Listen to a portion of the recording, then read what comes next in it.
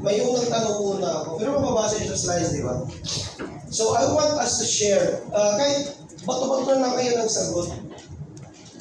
Bakit nga ba tayo nagpe-prescribe ng exercise sa mga interventions natin? Ano yung purpose natin yun? Parang correct po yung wrong. To correct To strengthen. the incorrect. Isa. Okay, ano pa?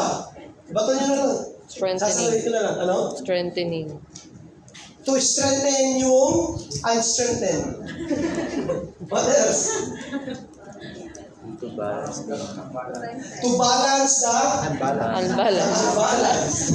Okay. Ano pa? For assessment. To test. The untested. Kasi when you say test, may measure natin, di ba? May measurement. Yung exercise naman kasi may mga measurements. Ano yung measurements ng exercise? Number of repetitions, yung amount of load, di ba? Ayan, yung mga measurements. Okay, pwede mong gawin talaga yung exercise as a test kasi may mga numbers together with that.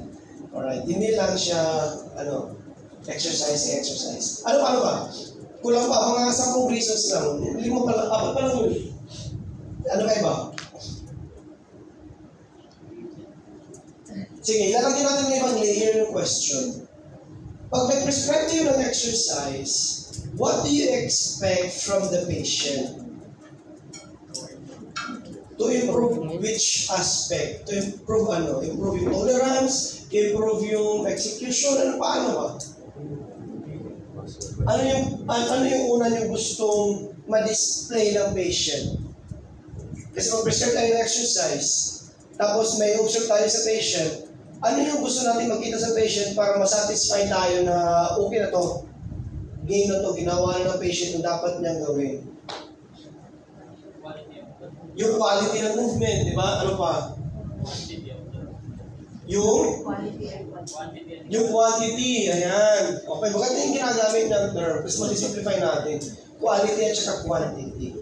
Now, when we're trying to rehab someone from pain and injury, ano bang mas importante? Yung quality o yung quantity? Or both? Wala pa nga akong both eh. Yan yung sinasabing technique sa sales na yung medium size. Para i-push ka, bumili na lang ng large. Yung or both na yan, influencing item yan. Tsaka importante sa tingin niyo, yung quality o kaya yung quantity? Ha? Ayan na naman, lumalabas na naman ang sakit natin. We try to answer a question with not enough information. Dapat nagsagot, anong kaso, sir? Anong klaseng patient, sir? Ay, sinasadya ko to. Because I'm driving at a point. Lahat ng mga ito, theoretical, pwede naman natin sagutin. Tama naman ang sagot dyan. Ang challenge nga lang kasi, when it gets to the actual patient, it doesn't follow all the time. We have to be really specific. Right?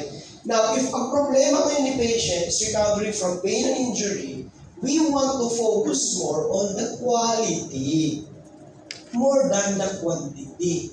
Baka mamaya na si quantity. Quality muna. Right? Kaya andyan sa slide na yan, ang sinasabi dyan na learning versus performance. Mayroon kasi tayong mga techniques na kailangan gamitin at gawin to support one goal over the other. Right? Kasi nga, yung clinic nyo is pain management, yan ang focus nyo, right? So, ibabias ko na ngayon yung kwentuhan natin. Parang dito ba lang, nag-usap lang. Doon sa pain and dysfunction. Alright? Focus muna tayo doon. Share nyo muna yung ibang nalalaman.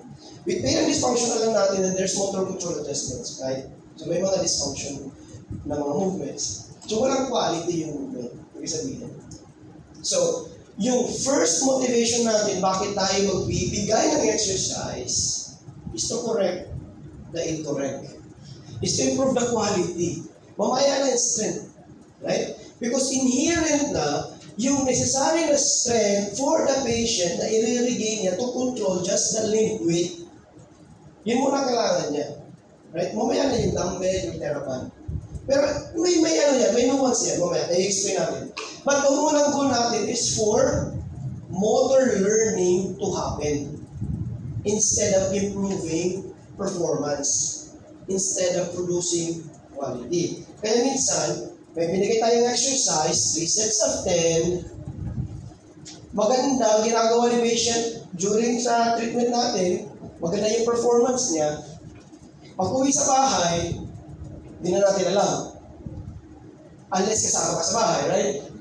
Pero may clue tayo, pag bumalik sa clinic, anong sabi? Masakit pa rin pag nagmumura ko. Ikaw naman ngayon si Pete, hindi na yung masakit nung umalis siya. Di ba? May experience kayo ba niyan? Ano? Pinagganito ko na siya eh. Sabi niya hindi na masakit, okay na siya. Bakit hindi nag-stick? Ang gusto ba natin, maganda lang si patient doon sa clinic? O gusto natin maganda siya kahit umuwi sa bahay? Maganda siya sa buong buhay niya, di ba? Yun ang gusto natin, di ba? Pero magtataka tayo kasi minsan, pagbalik ni patient, 2 days after, sir, sumasakit ulit. Ano, sumasakit ulit? Sabi ko, tama na siguro yung ginawa ko. Kasi nung session niyo, okay naman yun. May madalas yung magtinatanong sa mga students ko natin sa way, si Eugene, yung patient bumalik, sabi niya, masakit ulit. Ha? Ano ginawa mo? Ganito. Anong response niya nung bago siya umalis? Sabi niya, okay naman. Nagtataka ko bakit bumalik. Kasi si patient, sabi niya, nagbuhat siya ng ganito. Binibring natin si patient. Ano? Sabi ko, huwag muna magbuhat ng ganyan. Di ba?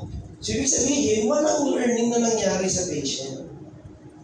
Hindi niya na memorize yung dapat niyang ginagawa kasi unconscious level yun eh. Reflex level yun. May strategy sa'yo na magandang gawin para magkaroon ng motor learning. So, ito yun yung mga strategies na yan. Yung first strategy is yung mode of practice. Practice, we could change that into mode of exercising. Right? Gawin namin yung practice kasi yan ang direct term na nanggagaling sa motor learning and concepts na material. So, ano yung block practice at saka ano yung random practice? So, for sake of explanation, si block practice ganito. Kunyari, nagbigay kayo ng exercise. Anong madalas binibigay natin ng exercise sa lower exhalation? Name one. Sit to stand. Ano? Anong yung pangalawa? Squats. Wall squats. With ball squeeze. Yan, ganyan. Diba? Ano yung pangatlo? Lunges. Alright. Ilang sets natin binibigay yun? Tigna 3? Tigna 4? Tigna 5? Ilan? 10 reps, 2 sets. 2 sets muna kasi may masakit daw. O, ayan. So, pinagagawa natin, first exercise, yung sit to stand, tama? Pagkatapos ng 10 reps ng sit to stand, ano yung sunod? Sit to stand pa rin ba o yung isang exercise? Sit to stand pa rin, di ba? Hanggang matapos yung 3 set. Block practice ang tawag dyan. Mag-i-improve talaga ang performance ni patient dyan. But it will not guarantee motor learning. Kasi naka-block practice. Na kung ang goal natin is improve learning, alam natin na hindi mag-work si block practice. Dapat i-random practice natin. Na for simplicity's sake, babalik tayo dun sa example natin, tatlong exercise, sit to stand, squats, lunges. Pag gusto mong i-random practice yan, ganito ang itsura niyan. First set, squat. Second set, sit to stand una, second set si squat, pangatlo si lunges. First set lahat. Ulit ka, second cycle, yan, nakarandom siya. Di ba? Pwede mo naman kasi gawin, hindi naman, yung first set, yung nagkasusunod is 1, 2, 3. Sa second set, gawin mo 3, 2, 1. Sa third set, gawin mo 2, 1, 3. Nirandom talaga. Right? Ayan, yun ang idea lang. Simple explanation, but the idea is this. If you want more motor learning to happen in the patient, we have to expose the same demand on the patient in different tasks. Yan lang. Kunyari, gusto natin mag-improve yung knee flexion, dapat iba-ibang task na kailangan mag-knee flexion ang i-expose natin sa patient. Randomly. Walang set sequence, walang set order, ayun. Pag gusto natin i-improve yung performance ni patient, ipa-block mo talaga yun. Alright, now, ito yung nuance nyo. So, ibig sabihin, hindi na kami babalock practice talaga. Pag hindi alam ni patient ano ang gagawin, i-block mo muna. Kasi tinuturo sa kanya anong expectation, anong gagawin, i-block para maintindihan niya. Pagkatapos mo nang i-block, nakuha niya na, i-random mo na after. Malamang yung unang session na yun, yung exercise mo, naka-block. Kasi tinuturo mo yung mga movements eh. Pagka next session niya, you'll be doing the same exercise, i-random mo na. Yan ibig sabihin. And then focus na on reinforcing the random mode of the exercises kaysa dun sa block. Kasi gusto natin yung learning kasi, hindi naman yung performance. Magkaiba naman siya, yung focus natin is to improve the performance, improve the capacity, ipa-block mo talaga yun. Hindi mo naman sa challenge to a level of humoral, hormonal, cellular changes yung tissue mo kung hindi mo siya consistently load on the same pattern. Ibang usapan yun. But with pain and dysfunction, we would want to focus on random practice kasi mas mataas ang learning nun. Now, hindi naman natin uhulaan lang din ito na mag-work siya. Kasi with motor learning, importante may gagawin tayong sinasabing retention test. So by standard, yung retention test is done after 48 hours of the skill na tinuro mo.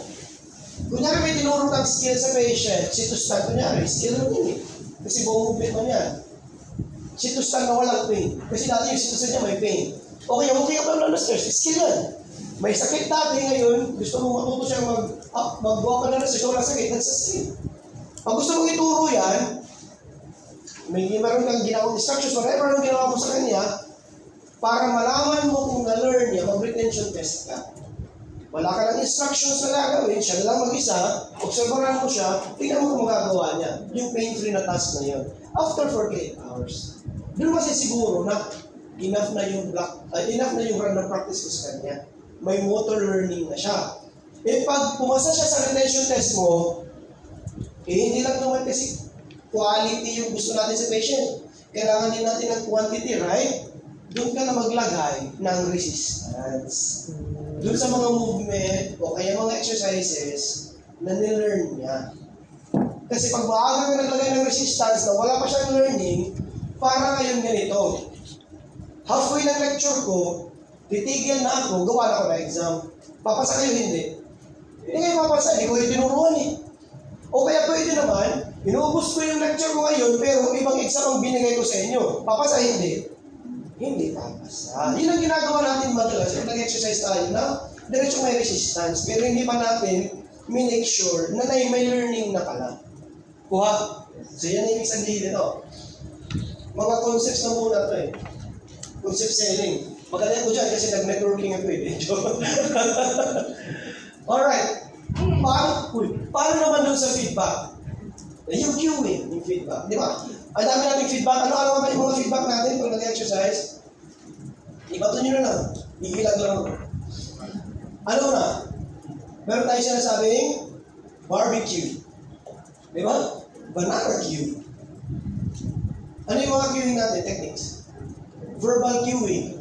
So how do we do verbal cueing? May sequence yan. Sige, ikaw yung sumagot kasi. Paano ginagawa yung verbal cueing? Ano mo ba? Magkakala? Oo, wala mo. Walang judgment. Pag verbal cueing po ay parang ginagawin niyo po yung patient habang ginagawa niya exercise to constant feedback na sinasabihan niyo po siya kung anong tamang gagawin. So, kunyari, example, siya patient mo. Mag-isip ka ng exercise, ituturo mo sa kanya. Ipakita mo sa akin yung dynamics ng verbal cueing mo. Yun. Sige. Siya patient mo. Ano magsasabi?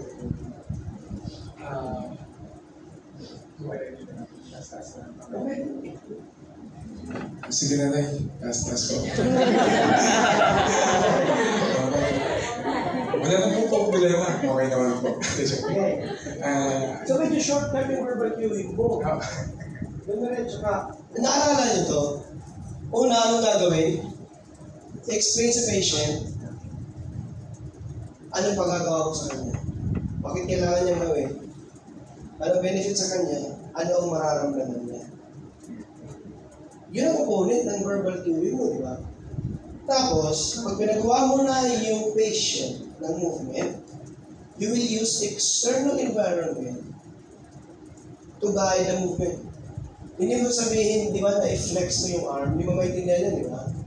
Sasabihin mo, iangat mo yung kamay, na mag-point ka papunta sa ceiling, tapos, hayaan mo yung braso mo, naka-inline sa tenga mo, tapos hawakan mo yung top ng shoulder mo. Di ba may mga ganun? Yun ang verbal cueing. May specific sequence, tama? So, i-improve mo ngayon. Turuan mo siya ng sinasabing triceps extension. Verbal cueing, ako hawakan. Kasi yung hawakan, nagtagdag ka na ano yun?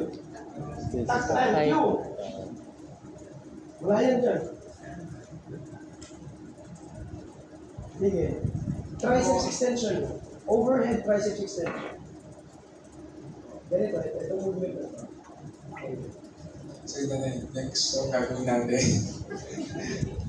Tingnan niyo po muna ako. So gagawin ko is ito na. Verbal cueing lang, visual na yan.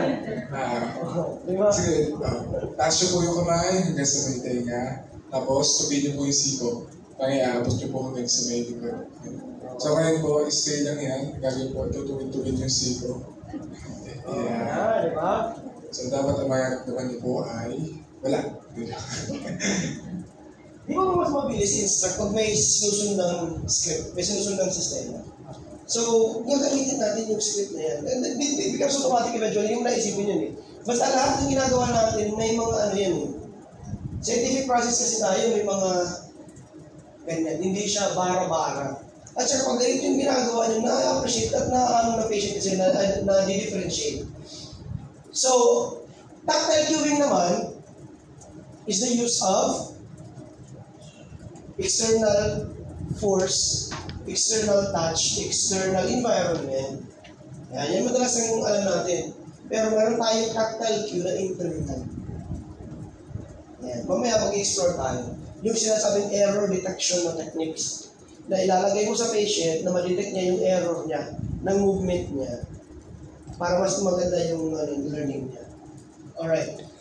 Now, in terms of feedback, pag gusto natin mag-improve yung performance, gusto natin ituro yung activity, yung movement, yung exercise, constant feedback maganda kasi inaaral na, tinuturo pa lang. Pag nakuha niya na, ang maganda for motor learning ay yung delayed feedback. Yung summative feedback. Actually, ang mas better is a form of delayed feedback, yung error detection. Yung siya mismo yung makaka-detect na mali ako. Ito yung feeling ng mali, ito yung feeling ng tama. Ayan. So, yan ang gagawin natin. Mag-drill tayo muna. Ayan. Ba't nandito ito? Ayan. Sige. So, ito na. Quick jump to mobility stability. Pag mobility impairments, yung goal natin is to improve the joint range of motion, improve tissue length, at saka improve yung muscle flexibility.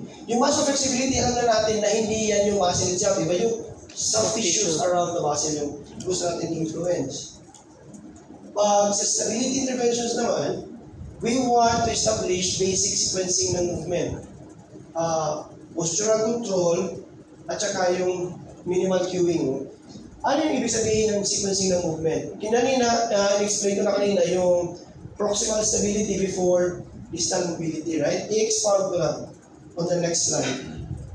Ayan. Yan ang sequence actually ng movement natin. Yung, di ba kanina umaga, sinabi ko na lahat tayo will go through that same sequencing, head controls, spinal control, rolling, cradling. Ayan, yan in summary. So, kailangan natin ma-establish muna yung spinal mobility and control.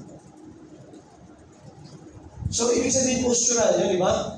Kaya kung tumayo na hindi tabingi, kaya kung yumuko na maganda yung control ng spine mo, kaya kung umupo, kaya kung gumapal na maganda yung control ng spine mo.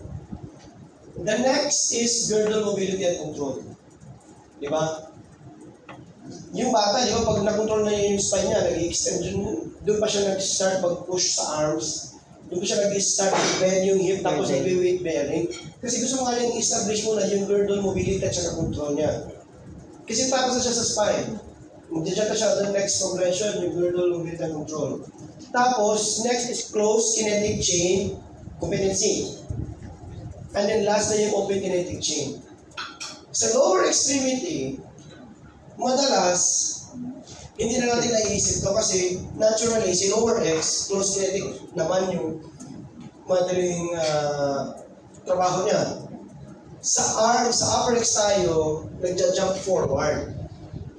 Kasi hindi pa natin binagay yung closed kinetic chain competency, nag-open chain na tayo kaagad na may resistance pa. So medyo mas advanced lang yun. Minsan yung patient na hihirapan talaga i-learn yung mga movement. Pag nag-open chain ka na hindi mo na-establish yung closed kinetic chain, lalo na sa upper X. Pero example natin sa paa. Kunyari may soccer player pumunta sa atin sa clinic. Ang problema niya, gusto niya mag-improve yung distance ng kick ng ball. Ano madalas ang tinitrain natin? Yung kicking leg o yung stance leg? Di ba madalas kicking leg yung tinitrain? Strengthening ng extension, blah blah blah blah blah blah, di ba? Ay nag-jump ka to open kinetic chain. Hindi mangyayari ito kung wala ang closed kinetic chain competency yung kabila. O kahit pag-rin pause na yung nag-extension niya, mahina pa rin yung kick niya. Kasi hindi makontrol nung nakatayo na paa. Sequence yan eh. Hindi man ako nagsulat niyan. Yung nervous system natin na may-ari dyan. Hindi ko in-invento yan. Yan ang program ng utak natin. Wala tayong kawala dyan. Di ba? Minsan gustong mag-improve yung serve. Lahat ng exercise, boom, boom, boom. Hindi natin alam, ito yung load nun, no? Nandito galing yun. Hindi man yung dumaritsong gumanon. Eh pag wala kang control dito, paano? Ay, wala ka. Di ba? Volleyball, gustong gumanda yung spike. Saan galing yun? Galing yun sa rotation sa extension. E pag wala ito, ano gagawin niya? Kakamayin yun. Di okay lang kasi may lateral epicondylitis na yun. 90% ko na yung clinic na naman. Di ba? Pero yan. Yan lang yan actually. Susundan lang natin yan in exercise prescription. Yan ang sikreto. Picturean nyo na. Ay, yan ang saran nyo. Yan ang $1 million, secret dyan. Promise. Hindi ako nag-picture. Yan lang talaga. At saka, based on posture, kailangan din natin i-respect yung progression ng posture development natin. We started with prolonged supine. Before natin inangat yung spine, pero hindi pa siya vertical. Horizontal pa rin si spine against gravity. Yun ang quadruped position. Tapos i-vertical na niya. I-vertical niya, nag-girdle pa lang yung nag-control. Kaya naka-half kneeling yung sa lower X. Later pa yan naangat tatayo. Di ba yung bata? Upo muna, luhod, nakatripod lang muna, hindi pa makalakad yan. Default yan. Yan ang program natin, hindi tayo makakawalan yan. Walang kawala dyan. Yan ang susundan natin when we create progressions ng exercise. So, pag kunyari, may problema ako ng upright na exercise, ibababa mo ako dun sa next level ng progression, which is suspended position, yung quadruped. Tapos, tayo sa prolonged supine kung hindi pa rin kaya. So, ganito nangyayari madalas. Low back pain, yung problema ni patient, upright. Masakit sa likod pag yumuyo. Ginawa natin dito, sa baba. Pinag-Williams, pinag-Mackenzie, okay na ang idea. I-reinforce natin ng exercise, pinatayo. Hindi ka dumaan ng quadruped. Ano? Madalas sila nagiging progression, di ba? Pinag-jump tayo ng isang step higher. Sure tayo kung makaya niya, pag hindi, babalik. Dapat dadaan muna ng quadruped. Ayun, ito ngayon yung resistance. Paano natin gagamitin si resistance? So in terms of movement quality improvement, Hindi naman ibig sabihin hindi tayo gagamit ng dumbbell, hindi tayo gagamit ng resistance tube. Pero yung una nating purpose, gagamitin natin yung tools for resistance to give feedback doon sa quality ng movement control niya. Not to resist the movement itself. So, ano yung sabihin? Kunyari, gusto kong mag-improve yung shoulder flexion. Di ba? Tapos nakita niyo yung problema ko, wala akong scapular upward rotation. Madalas, ang ginagawang exercise, TheraBand, TheraTube, shoulder flexion. So now, that resistance, its direction is going down. And then your movement is going up, right? So is that giving feedback on the movement or it's giving resistance on the movement? Resistance. So pinahihirap niya yung movement. So hindi yun ang unang step dapat. If we want to use the band to create feedback sa shoulder flexion, kung ang problema niya ay yung upward rotation, mas maganda ilagay yan sa wrist. Nag-external rotate siya. Tapos aangat siya. Yun ang use of resistance as feedback. Hindi directly opposing the movement. Kasi if directly opposing the movement, strengthening na yun technically.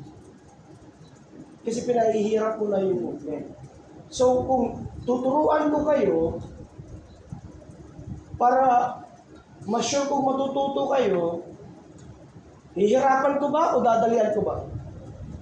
Dadalian. Kasi motor learning ang goal natin. So yun ang ibig sabihin ng feedback. Pagkatapos mong gumamit ng resistance tools to feedback ano yung expectation mo sa movement ng patient, ipademonstrate mo yun sa kanya na walang feedback. Siya na lang mag-isa. Limb weight, body weight, gawin niya. Pwede na. Nakuha niya na.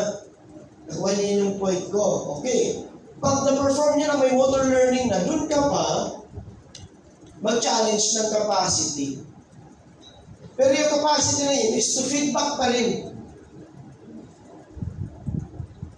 Mababa pa rin ang load. Ibig sabihin, enough that it feels resistance, but it can overcome it.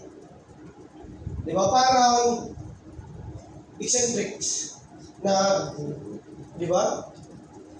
May feedback ka lang pero ginagagawa niya yung movement. Ngayon naman, pag nag-demonstrate tayo ng capacity, ito na yung true strength training.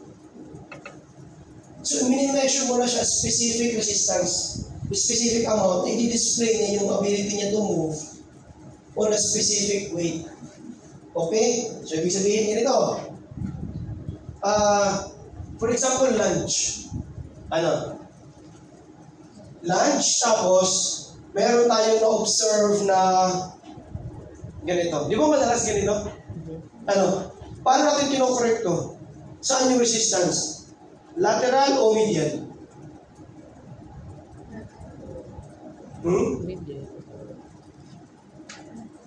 Lateral. Di ba gusto natin i-correct to? Lateral. Tapos, meron pa yung ano dyan. Hindi kayo nagdala ng mga tube, towel lang. Pahingin nila ako towel. Yung mahabang towel lang yan. Para ma-visualize. Kung dito ka ba lang sa Okay, isa na. Sige, kailangan ko ng model. Ikaw na. Mukha ka namang model kasi.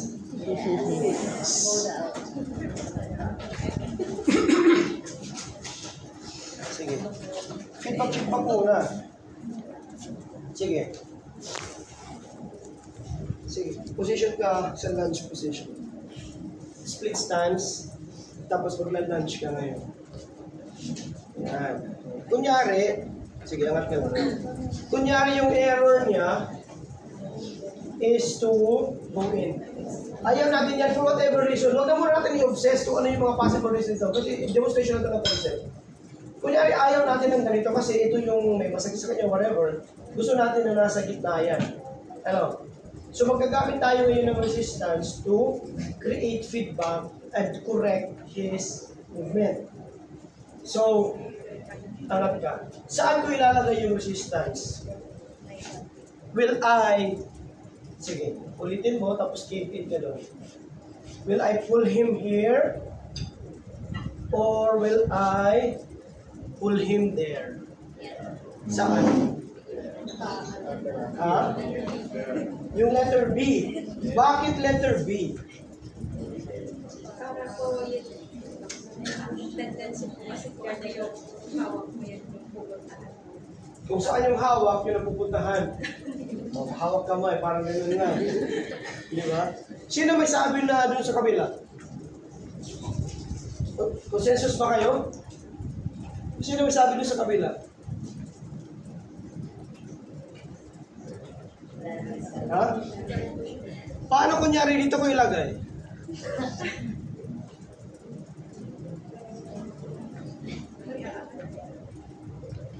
Diba? Super band ito. Nakatali doon sa taas ng squat rack. Tapos andyan siya, maglalag siyang ganyan. Kunyari ganito. Ano sa tingin yung purpose nito? O saan ang maganda ilagay? Agree kayo dito sa ipupul natin pamidyan para maglalateral siya. If we want to create feedback on the correct execution, tama yun, yung ipupush natin siya dun sa error side niya para mag-autocorrect siya. Yan. Pag nag-feedback na tayo, nag-autocorrect siya, sabihin mo sa kanya, may tendency ka na pumapasok yung knee mo pag bumababa ka. So ngayon, hahatakin kita dito, gusto kong i-correct mo yan. Huwag ka pa hahatak. Balik ka. Ayan, yan ka lang. Tapos pahatak ka. Tapos umuha na. Pipigilan niya na. Diba? So yung hatak mo naman ngayon, huwag naman sobrang malakas na mahahatak mo talaga siya. Feedback nga lang kasi ang gusto mo eh. Maramdaman niya lang. Right now, ano yung ganitong example? This is an assist. Parang kinarga ko siya, para hindi masyadong mabigat yung bagsak niya. Kasi pwede kasi, nag-give-in siya kasi hindi niya kayang dalhin ng weight doon sa quads. So, i-ascertain niyo yun. I-test niyo yun. Saan ba ito? Is this the error of the hip external-internal rotation? Foot inversion control? Foot arch control ba ito? O nabibigatan lang? Kasi you'll have this information before ka pumunta rito.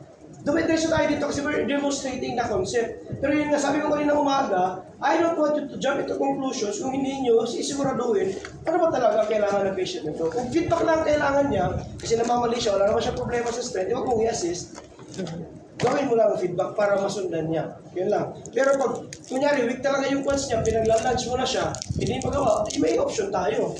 Bigyan mo ng band dito. Parang inanong siya, parang inangat mo siya ng band. Parang doon sa push-up, tapos may band, di ba? Para ma-facilitate mo yung movement niya. Yun ang sinasabing assistance with resistance. Pag kunyari gusto kong i-resist siya, yung strength ng band yung mag-iiba. Di ba? Yung pull ng ano yung mag-iiba. Kasi gusto ko nang i-strengthen yun. Na kaya niya nang i-correct by himself. Di ba?